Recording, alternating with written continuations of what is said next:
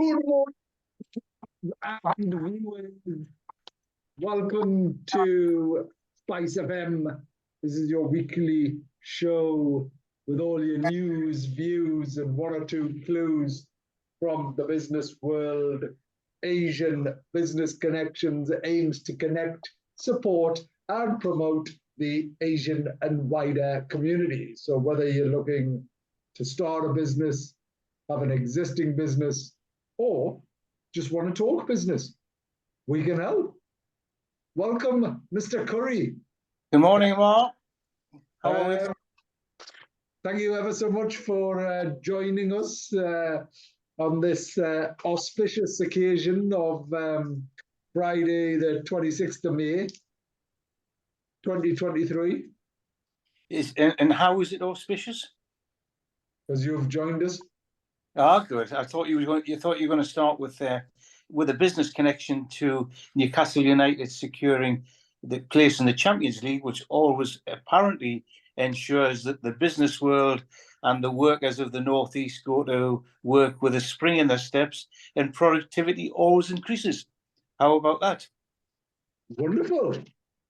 It's a great and lovely illustration and demonstration of the power of positivity is what it is. We were there on Monday, so myself and my son were there, and yes, we had a wonderful time, although the game was quite poor, to be honest. But It was. Doesn't matter how you get there, it's the winning that counts. Is that what they say? Or is it the other way around? Is it the other way where it doesn't matter about winning, it's the taking part that counts? Well, there's two parts to that, isn't it? That's the nice way of saying it. And Alan Shearer always said, second is nothing.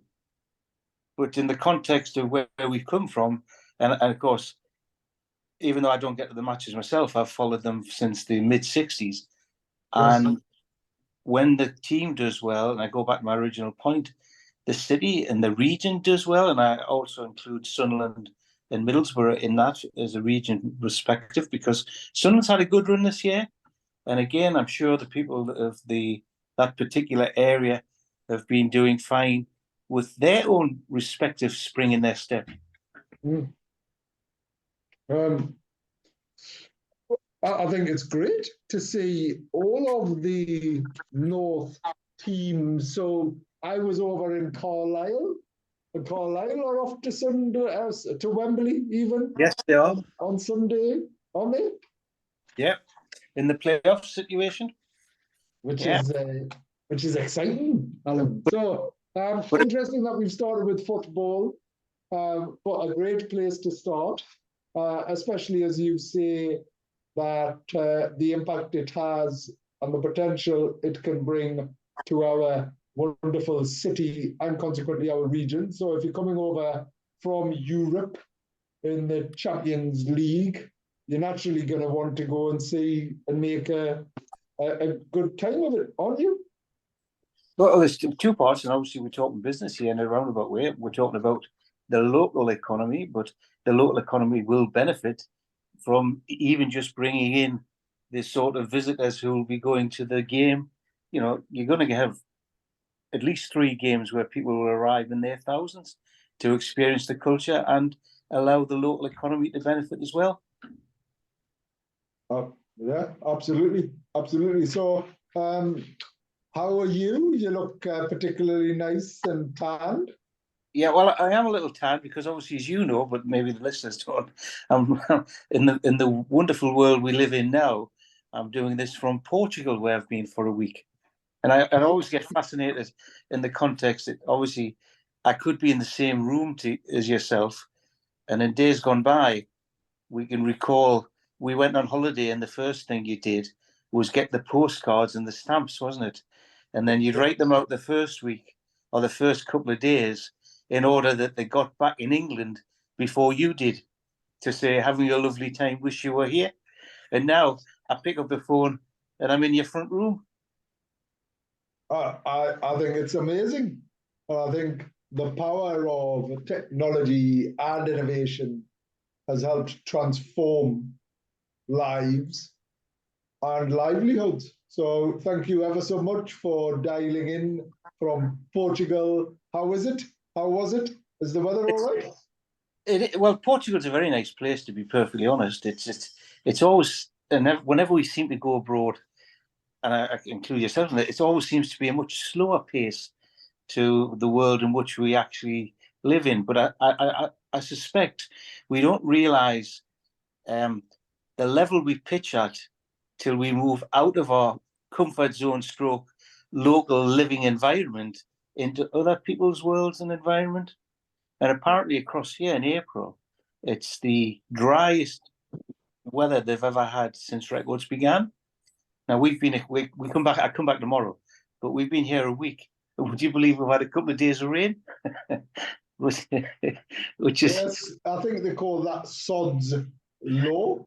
yes, it is a little bit, but it's nothing that impacts on where you go or what you do in that sort of sense. And part of it is really just a little bit relaxation and taking you out of the sort of humdrum, not humdrums, probably the wrong word, the speed of life, even if you're going just at a normal pace, if that makes sense. And then, of course, when you do it from a business perspective, or some of the people who are listening, they probably, because it's the norm, it's only when you move out of the norm to somewhere else you realize there are ways to relax before you go back and recharge your batteries, if that makes sense. Without a doubt, I think it's a great illustration of sort of holidays and breaks generally, isn't it? You don't know what you don't know until you know it, type of thing. So I must admit we're desperate. I hadn't realized how desperate I was for a bit of a break. So we're going for a break. We did actually look at Europe, Portugal, Tenerife, shorter flights, Ibiza. But in fairness, the actual it was cheaper by sort of 30–40% to go further afield. All right. Yeah, okay, we've got the budget airlines, which we had a number of years ago, but the reality, when you get your price and then you've got your cases, then you get your seat, and then you get whatever, it does mount up a little bit. But I don't know. It's obviously your family, but I just wondered from the children's point of view whether you want longer hauls, or I think it's about 3 hours to here, which is pretty reasonable. Yeah, and obviously you don't necessarily, but we love the sun, and it's not as it can still be a bit unpredictable coming to Portugal or Tenerife or whatever it is, So the idea of flying for an extra 2–3 hours. So yes, it's 7 hours on a plane is what it is, which is a long time. That's a day, right? With a couple of kids isn't ideal, but equally, when you get to your destination, you'd like to think that the weather is going to be slightly warmer than anywhere else. But it wasn't just that. Alan, it's the costs of traveling to Europe. It was more expensive than going to Dubai. Right. Which is, usually it's the total opposite. Is that where you're heading for, Dubai? Thinking about it, yeah. Anyway, somewhere we're going top secret, obviously. Yeah. There's one or two people keep suggesting that I would like Dubai, but I'm a bit worried about taking my good lady wife, Pat, to go to Dubai, because all she will do is Dubai. Yeah, absolutely. And as I understand it, because Jaff was there a couple of weeks back, and we talked about it last week on the show, was the fact that the costs have gone up incredibly for everything. Right. As in it's expensive. It's really expensive now. And we tend to always go all inclusive is what we do. Alan, with the kids in particular, that enables us to sort of not worry too much. I remember the last time I was there, I drink a lot of bottled water, because that's all I drink is bottled water. And it was, at the time, I think, something like 12 or 14 pounds for a bottle of water. Goodness gracious. Yeah. So that was, imagine what anything else would be. I was going to say. So yeah, and actually, it's not. Once we're going there, and it's nice when we get there, and it's a beautiful place. It's not our cup of tea. We like a more authentic, and what I mean by authentic is history and heritage. Sort of communities built up over the years. There's some identity. There's some, even when you go to Portugal, right? There's sort of it's steeped in culture and history, and sort of even the food is anyway. It's distinctly different, but the Middle East is thriving, and I'm looking forward to going to Saudi in a couple of months' time. So just after the summer, I'll probably go out to Saudi to develop those links with our Saudi friends. Now that we are doing so well from a football perspective. Excellent. Yep. Well, you probably see the team out there. They go out there now and then, don't they? Yeah, they do. They do. It's it's an interesting space, and so from that perspective, all of the Middle East, other than sort of Saudi, is relatively new. I suppose Qatar, and there's certain places that have evolved, let's say, but they've modernized rapidly. Saudi obviously is the pilgrimage place, Mecca for all of the Muslims. So it's incredibly popular, and millions of people go there every single year to do. Have you been yourself? No, I haven't. But my father was out there for 20 years, and everybody else has been. So my father lived out there. My stepmom lived out there. My mum went out there for a bit. My brother went to school there. All my sisters went to school there. So good for them. I obviously missed out with my other two brothers. My youngest brother's been, I'm sure of it. But me and my eldest brother haven't, I don't think. But I haven't. Anyway, I can't comment about anyone else. Yeah, youngest brother's a season ticket holder, isn't he? Youngest one is, yeah. He's one of those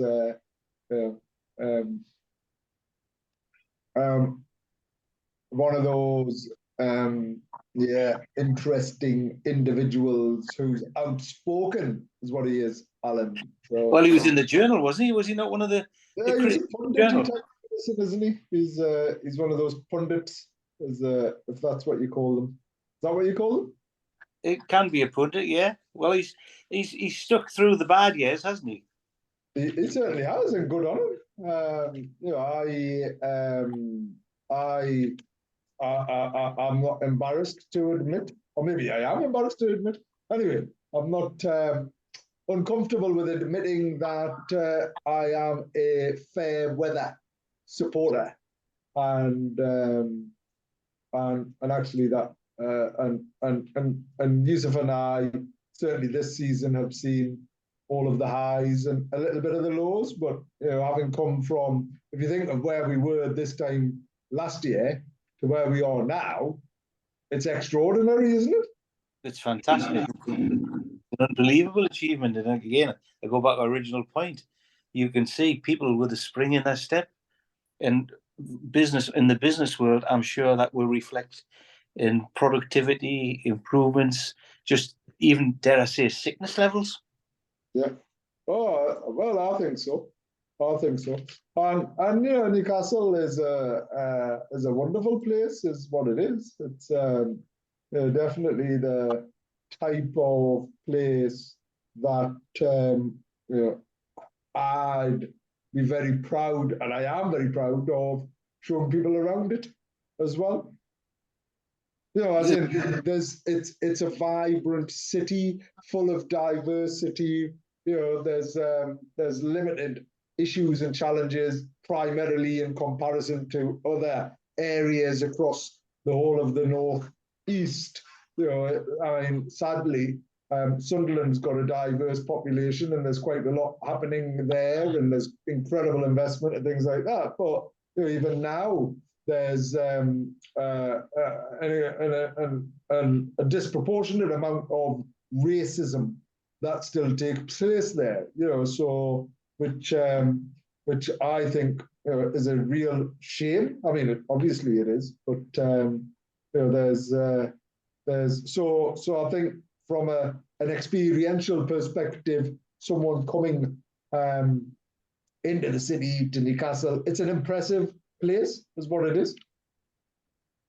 Yeah, and ironically, I never realised myself until recently.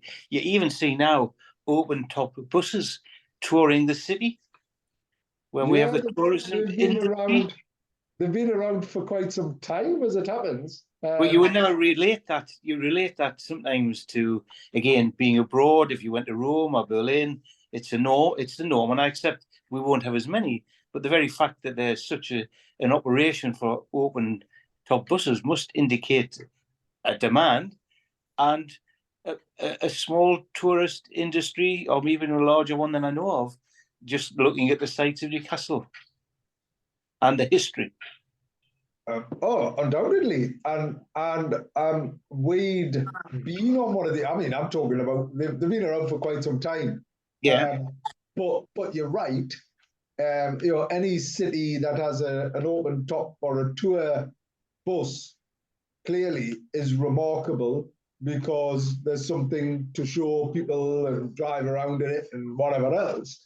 And one of the things that we always do whenever we go to any new city, if we're doing a city type break, is jump on one of these buses, because you acclimatize, you understand what the history, the heritage is, and identify key landmarks and all of that. And I'm sure we'd gone on it about 15 years ago, maybe, when my good wife's cousins and auntie had come over from Australia.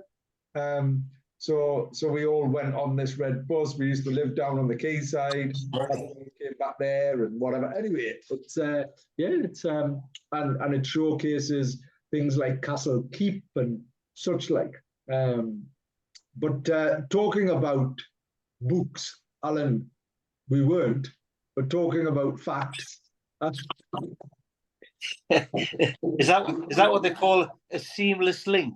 Yeah, like that no one ever realized. So a couple of days back, I was at an event, and prior to that, anyway, I'll start at the beginning.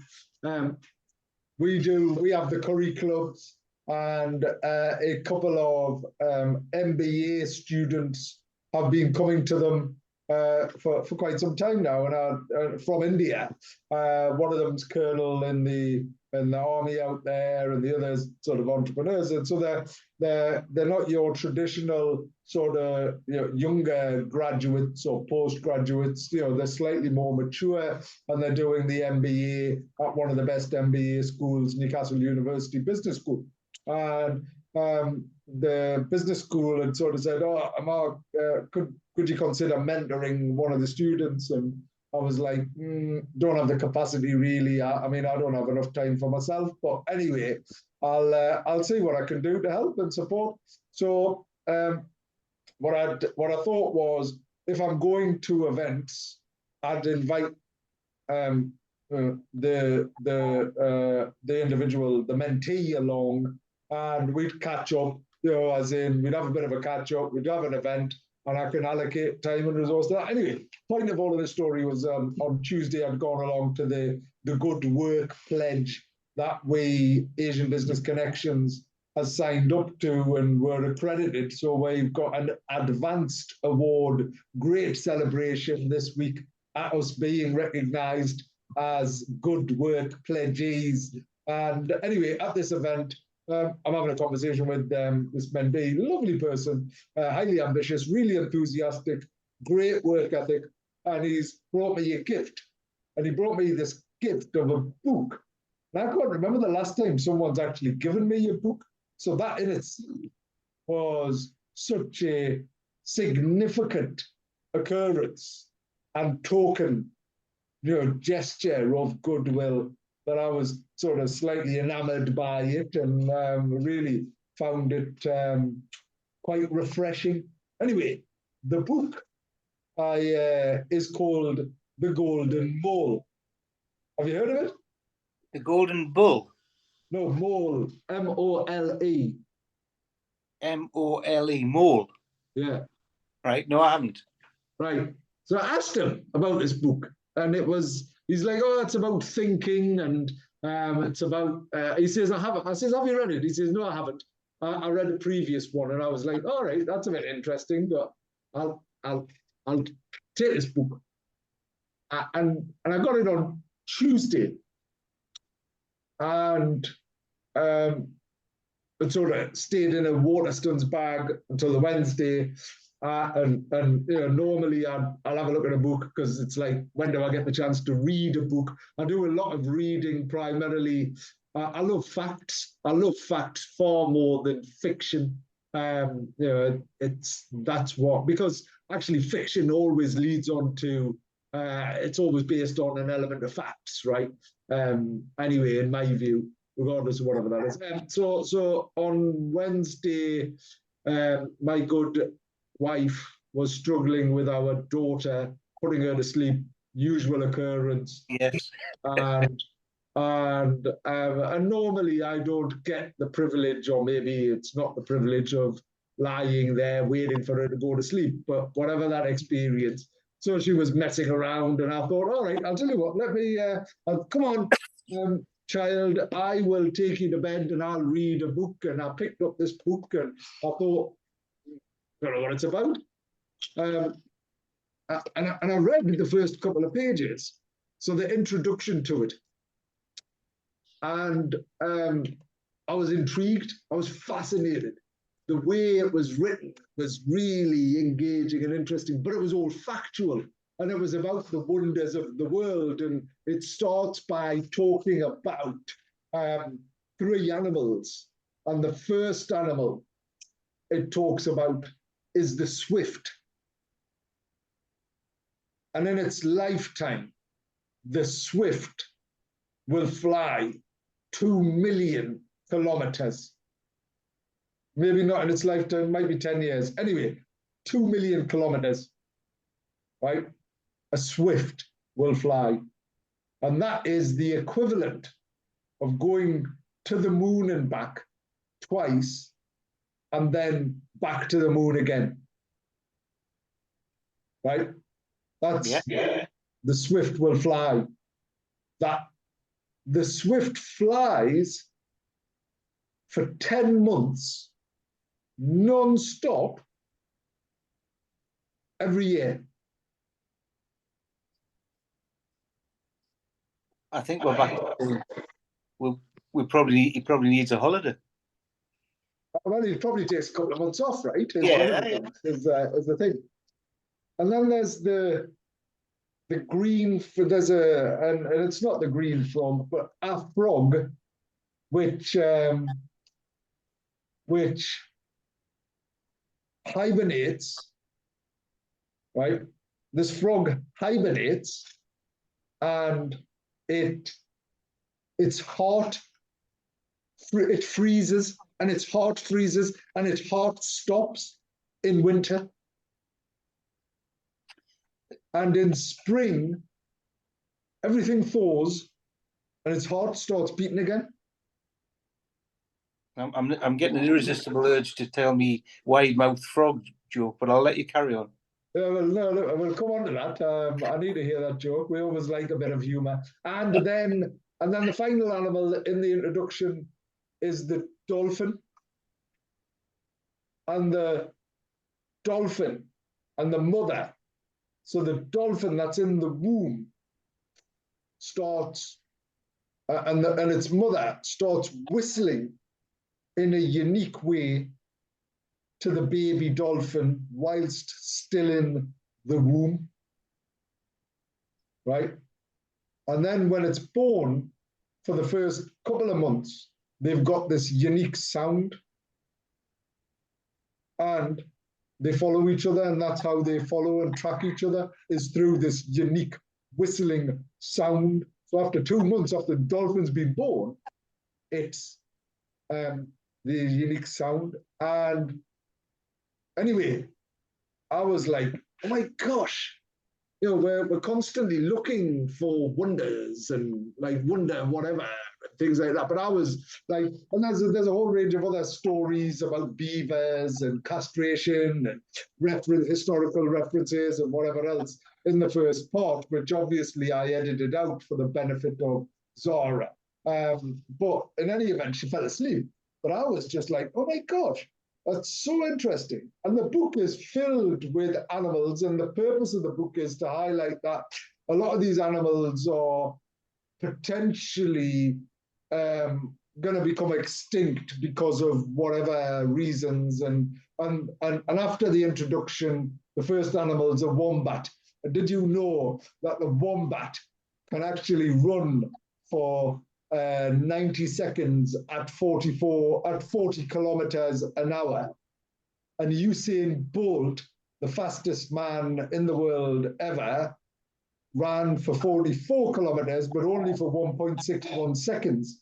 So the wombat would outrun Usain Bolt. Anyway, that wasn't the purpose of the story. It was so last night, my good wife had some of her friends round, and once again, daughter wanted to be with them and whatever else. And last night, I reread the introduction and the chapter on the wombat to both my son and daughter. And I cannot remember the last time that I was so intrigued by a book that I had to go back and read the introduction and the first chapter. So anyway, tell us your not your wombat, your wide mouth. My wide mouth frog joke. Yeah. Well, if people are watching on Zoom or whatever, it's a visual joke. So I'll do the joke and then we'll explain it, right? So well, you've got the because we've got our listeners, so we need to do that. Yeah. So it doesn't work very well on radio, but yeah. We've got the wide-mouthed frog walking through the jungle when he meets a horrible-looking animal who is a wide-mouthed frog eater. And the wide-mouthed frog eater says to the wide-mouthed frog, "I eat wide-mouthed frogs." And the wide-mouthed frog says, "Oh, you do you?" Now think about that.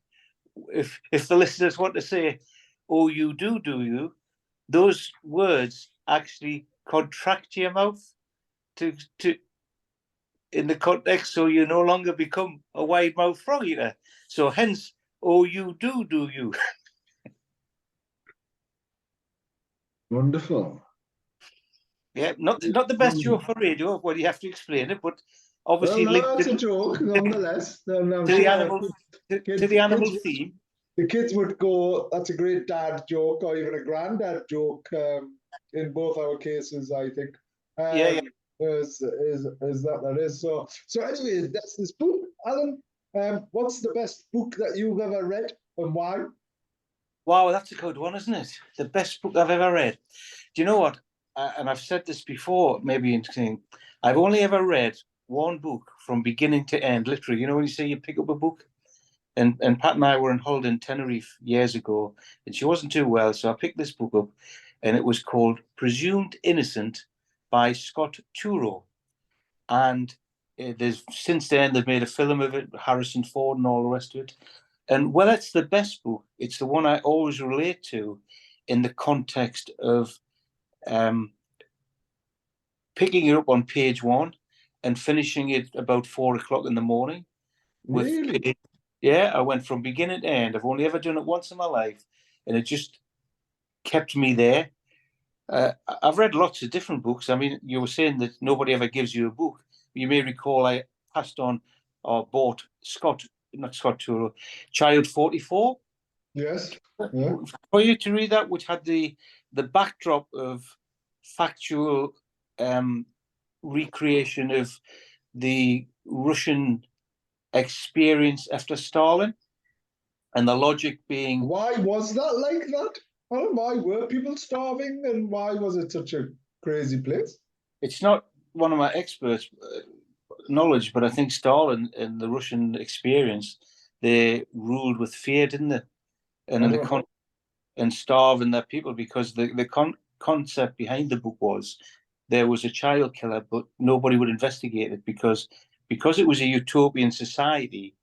They never had any murders, but that was because they didn't report murders and things like that. So whilst reading the story, which was in theory fictional, and it's a trilogy if people are interested, because the next one moves into the gulags and aspects of the concentration camps. But the book itself was interesting, giving you some background because it was well researched.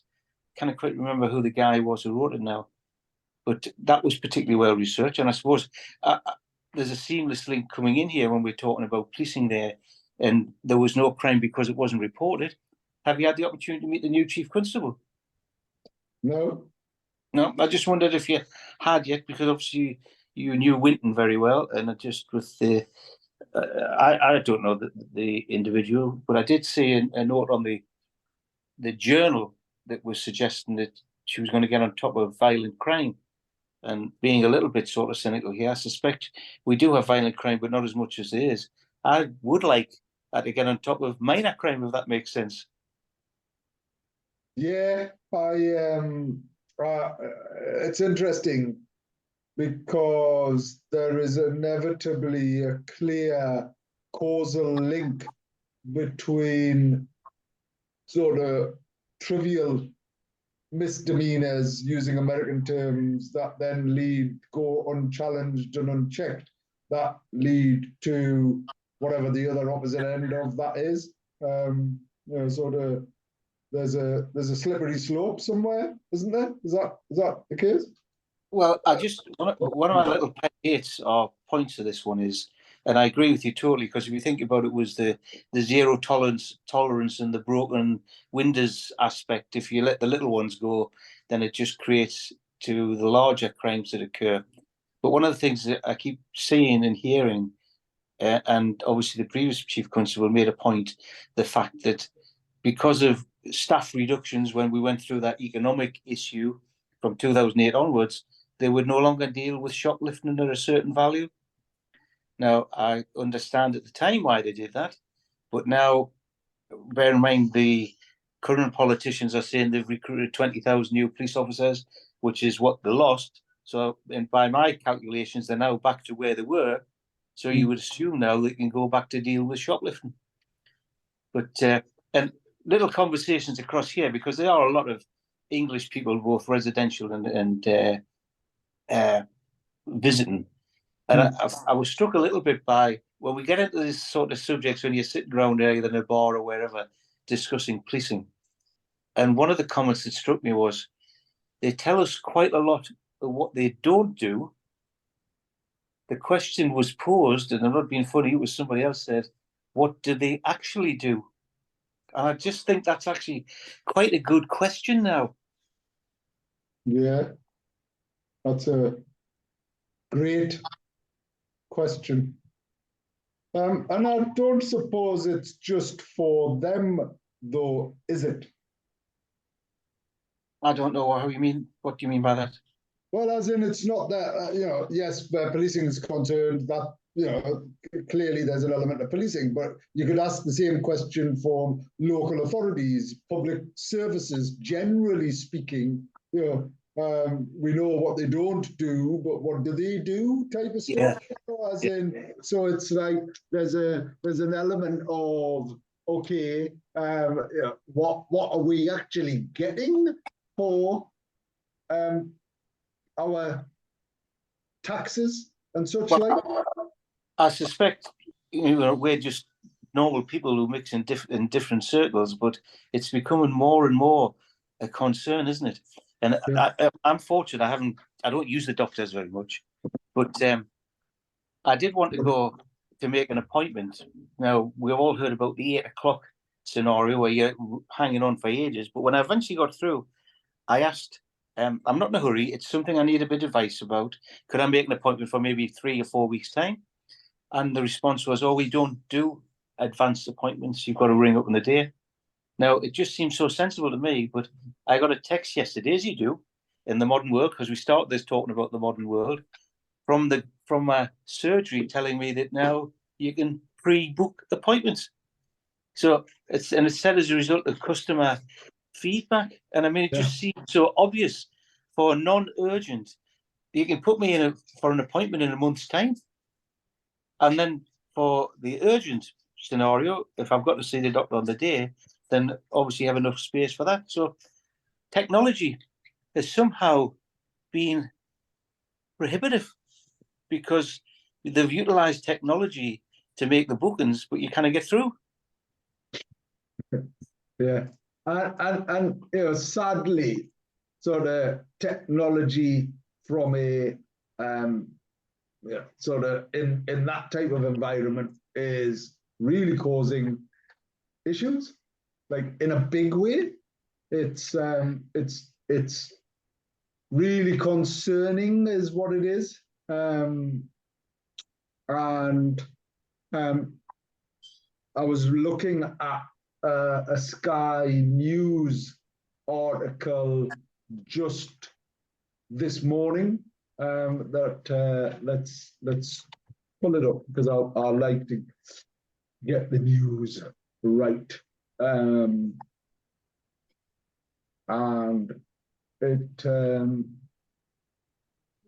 it talks about GPs. I'm sure of it. It was not GPs. There we go. GPs at breaking point. Right.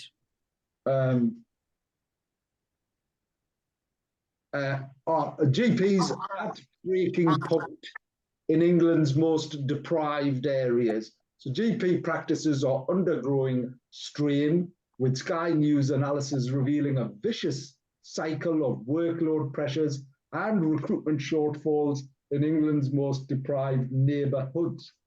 1 in every 5 GP practices in England and Wales has closed since 2013.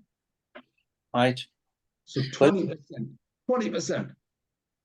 Which is an interesting fact, isn't it? Because if we use other statistics, I'm sure I read this week that 5.3 million people are on benefit or something linked to their inability to work.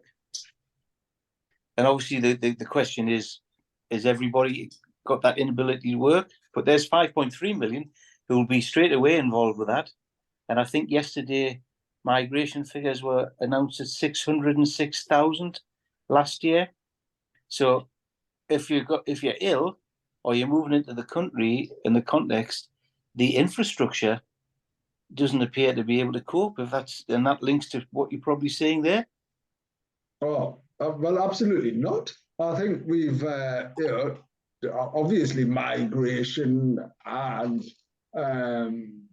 all of those asylum challenges clearly impact. So, sadly, those type of individuals are equally allocated into the most deprived areas because that's where historically and even now, that's what is exactly what happens. So it further compounds those issues and challenges. But even getting kids into school is like one of the biggest issues. The amount of people have reached out to me saying, I haven't been able to get into this school. Can you help me? And I'm like, not really. As in, I can try. As in, what would you like me to do? And obviously there's an appeals process, and I do wherever I can try and help individuals to the best of my ability. But I have no real influence over spaces in schools because if the class is at 30, it's at 30. I mean, imagine a class being at 30. It's just extraordinary. I mean, some of the classes are at 35. It's just, and a teacher trying to teach and control a class. So just, we go back to the GPs, this article here around people, GPs overwhelmed with the amount of people who need to see them. The wraparound support and social care that used to exist and community care and all of that isn't. And inevitably, I mean, I've been doing a lot of work with the NHS on innovation and challenges. And, one of the things that we facilitated earlier this year, Allan, was a workshop, an innovation workshop around GPs referring people to same-day emergency care. So, someone presents themselves at a GP practice and the GP needs to refer them for urgent attention because they need urgent attention. But in some cases, they don't necessarily need urgent attention, but the clinic that they need to refer them to won't, they might just, it'll be okay to see them in a day or two, but because the processes or the clinics are so backed up, all they've got to do is, and all they can do is refer people to same-day emergency care, and consequently, that the strains, because what they're trying to do is GP sat there, they've got to pick up the phone, wait for the registrar, wait for the call to be patched through. Someone might be actually doing an operation or a procedure, and they've got to wait. So they're sat there with this patient in their surgery, blocking everybody else from coming in. And all of a sudden, it's like the whole system is mad. And imagine if you're sat there, trying to do like run your health service as a sausage machine. So it's almost right, come in 10 minutes, right? I've got to assess you. Right, well, I'm just going to give you some antibiotics. Is there any underlying causes? It's hard. It's really hard, and it's difficult. So, the solution to this is vote for Ammar. We'll go for. Yeah, well, I was just thinking there, because obviously the knock-on effect, cause and effect, when you talk about the accident and emergency waiting times, people have given up going to GPs, but they know they'll get seen at A&E. Oh, yeah. So that there's a knock-on effect from that particular aspect straight away. And I was just the figures I was just going to say are almost 30-40% of people are presenting themselves at A&E who don't need A&E. No, because it's the only way to get some treatment. And of course, they're about to start the pharmacists being able to deal with some issues to take some of the pressure off, aren't you? Yes. And I mean, maybe some of the older listeners, but I can remember, and I'm going back a lot of years now, on Clayton Street, my nana taking me to a pharmacist who was down there, affectionately nicknamed as Dirty Dick. And she would take me in there if I had a problem with a sore throat, anything like that. You'd go to see the chemist. She'd tell him what the problem was. You'd go in the back, and before you knew where it was, there was a magic potion came out that he just mixed up, and away he went. And there was a queue outside that particular pharmacist's shop. So how about that for going back nearly 60 years? And I'm sure some people will remember that who lived in the time. So we're actually, in some ways, we had a little bit of view about technology, but also, notwithstanding technology sometimes being a bar to progression, there's nothing really new. We revert back to things we've all done before. There's not really new issues. It's just everything goes round in circles, Allan. Yeah. Everything goes round in circles, including political policies, including sort of technologies, approaches. Yes, I think technology is amazing, but it's on the principles of what already was there. It's I haven't seen anything sort of that you'd go, oh my gosh. Other than, have you experienced any of this artificial intelligence? I haven't. Funny enough, I was thinking about that because the only artificial intelligence that's ever worried me is in the Terminator films with Arnie. Well, interestingly, I wrote an article not so long ago for my monthly blog for Northern Insight around AI, and it was entitled "Way I." Yeah, you get it? Way I, way I, way I. Anyway, and in that, it I mentioned the premise of AI is that Terminator and machines taking over the world and all of that. But don't forget, whatever goes into a computer or a system, a digital sort of system, artificial intelligence, is what goes out. So if it's garbage in, garbage out is what they say. Yeah. But I mean, having used it for months now, and not consistently, I'll dip in. I must admit, from a productivity perspective, it is amazing. It is like incredible at what it's able to do for us. So there is no question of its application. The only concern, going back to the Terminator type films, is, if you recall, Connor, whoever it was, Yes.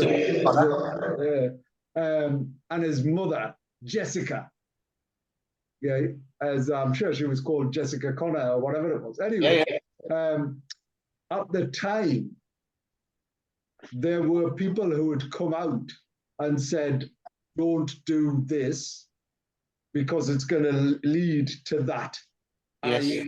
Terminator, right? So curiously, Elon Musk and various others have come out and sort of said, we need to control AI. Otherwise, it's going to, be incredibly detrimental to our existence. And interestingly, the world, as in Mother Earth, has always had a unique approach or a unique knack of looking after itself, right?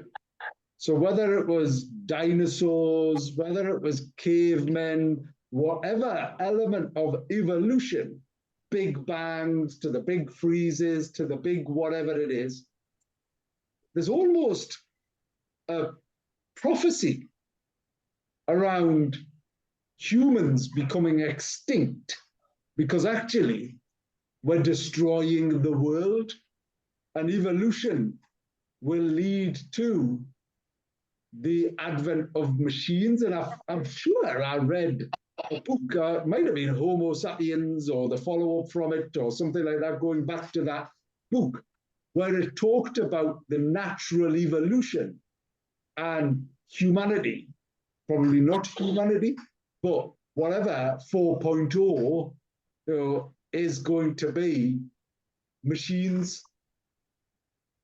And that also makes a big difference for the humans. And when we talk, we're on show business. Where does that leave the people who had the job? Then a machine takes over. So, two things on that. So just to take a balanced approach. One, I think productivity through digital transformation is something that we should all adopt and adapt. But things like hairdressing and massages and those type of tasks that machines at this moment in time may not be able to do. But anyway, from a productivity perspective, don't forget, right? Sort of scaremongering aside, Terminator aside, or whatever that is, there's always going to be a need for someone to control the machines, right? There's always going to be a need for someone to program. There's always going to be a need for continuous research and development. I think we're just in a peculiar cusp. So if I look back and think back, my gosh, did my late mother ever adopt a mobile phone? Think so, but it was like literally probably half a decade before she passed type thing, after they'd been out for a very long time. And it's the same with sort of, if COVID had never happened, Alan, this would never have been where it is now.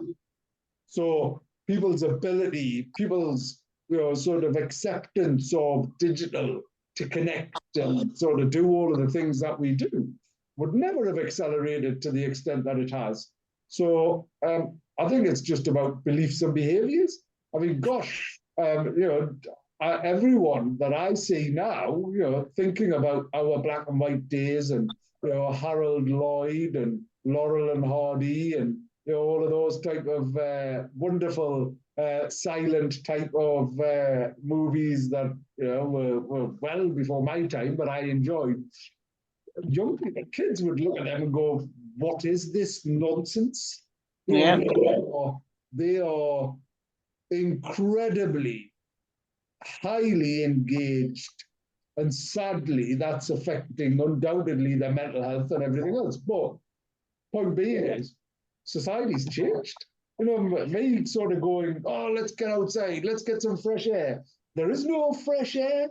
Where is the fresh air? There's just pollution. It is. I'm not quite sure I agree with you that way, but there's two things there. Bear in mind that as we mature, we inherited the digital age.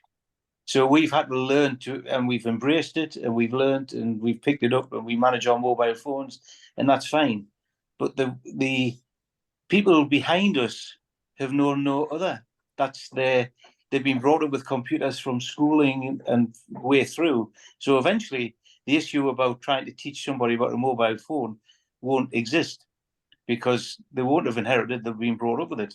And the other one was, when you say that somebody needs to program the computers, the robots, do whatever, going back to the Terminator, don't forget they learned how to do it themselves. And then as a consequence, and okay, that was fiction, but as a consequence, the human race was no longer required. And I think there's another film in there as well. Did you ever see I, Robot? Will Smith. I think it is Will Smith, actually, which I quite enjoyed. The robot gets a personality, a conscience, doesn't it? That's right. Exactly right. So, I would suspect the way we've moved now, as you quite rightly say, over the last 20, 30 years, we've probably gone as quick as we did the previous 130 years. So if the pace of technology and speed of development is as it is, we don't know where it's going to go, do we? We don't. So enjoy this trip. And it is a trip.